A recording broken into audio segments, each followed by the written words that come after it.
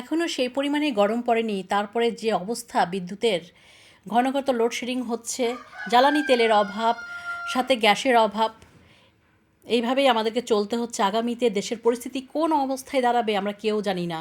তবে এতটুকু আমাদের মাইন্ড প্রিপারেশন রাখতে হবে যে ভয়ানক কোনো পরিস্থিতিতে আমাদের পড়তে হচ্ছে।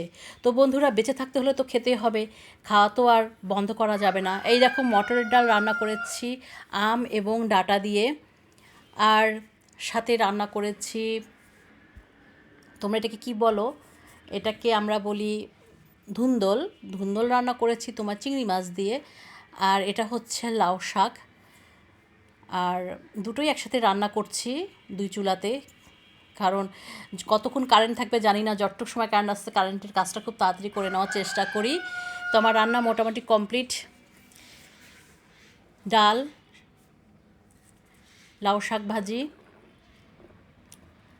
আর হলো বাইম মাছ রান্না করেছি, আলু দিয়ে ভুনা করছি। তো বন্ধুরা, আমার রান্নাগুলো তোমাদের কেমন লাগলো, সাথে থেকে দেখার জন্য তোমাদেরকে অসংখ্য ধন্যবাদ। সবাই ভালো থাকবে।